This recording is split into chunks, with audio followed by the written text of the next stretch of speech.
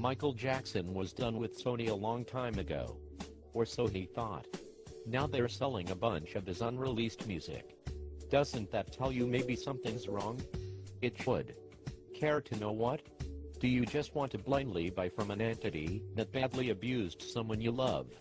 What is love? Is it giving money to a victim's abuser? Because that's what you're doing. And there are no excuses for it. There are only excuses for you to buy from Sony, so you can get what you want.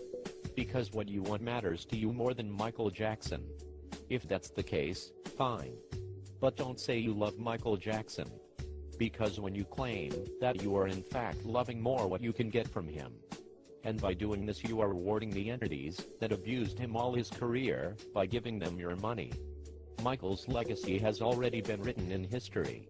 If not one person bought another song of his, nothing would change that. Nothing. So that excuse does not wash. The media? 2 words will explain the issue to them. And it's a short enough soundbite that even they will understand, and it will be impossible for them to twist it. Those 2 words: Sony sucks.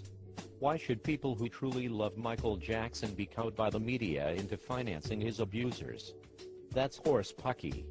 What did Sony do that was so bad? To find out, you have to be willing to read and learn more about Sony. And ditch the excuses. Sony has manipulated Michael Jackson in life and to death to get and keep control of Sony ATV and the MeJack catalogs. These items are what is worth most in his estate. The dollar figure is in the billions, with a capital B. Profits go to Sony, John Branca, and John McClane. Catherine and the kids get a monthly allowance from the estate. That amount is the same each month. That will not change, no matter how much Sony sells of Michael's unreleased music or other things with his name and likeness on it. Speaking of what's theirs though, what is theirs is Michael's legacy, all of that released and unreleased music, and in particular and most importantly, those catalogs, the Sony ATV and MeJack catalogs. But lo and behold, those are, as planned by Branca and Sony, slated to go to Sony at first chance that it can be arranged without looking too suspicious. Sony made it obvious through the years that it in no way intended to let ownership or control of Sony ATV or Michael's own MeJack catalog to remain with Michael. They have manipulated him incessantly to keep those catalogs in their sights and under their control. Having him conveniently out of the way now clears the path for them to carry out their well-known long-term plan to get complete ownership and control of both of those catalogs, with the added convenience of help from John Branca and John McClane. I guess we should just ignore all that though, in favor of ignorance, and for drooling over what we'll get out of Michael's demise, new releases, new music, some new concert footage, or whatever. Is that what it's all about? What we get for ourselves? Michael wrote a song called What More Can I Give? I guess for some MJ fans, it is What More Can I Get? Never mind the incredibly odd circumstances surrounding his death, the ethical issues with the execution of his estate, Sony's past and present money-making machinations, and the theft of the biggest part of his legacy from his children. Just gimme. That certainly is Sony's mantra when it comes to Michael Jackson too. What more can we get? That's what it's all about, isn't it? But it's the very antithesis of all Michael was, and what he was about. He died because of this. In a word, greed. What will change, if enough of Michael's fans wield their power of refusing to buy MJ merchandise from Sony, is not the amount of money Catherine and the kids will get, but rather the amount of profit Sony and John Branca, John McClane will make off of Michael's death. He was worth more dead than alive, and various vultures that had surrounded him all his life knew that. This flock of regulars suspiciously constellated in his life once again in the weeks before his murder, and that will from 2002 is highly suspect. I'm not going to pay what could be his murderers for what they have done to him, in life or death. And I'm not going to help them steal their father's legacy from his children.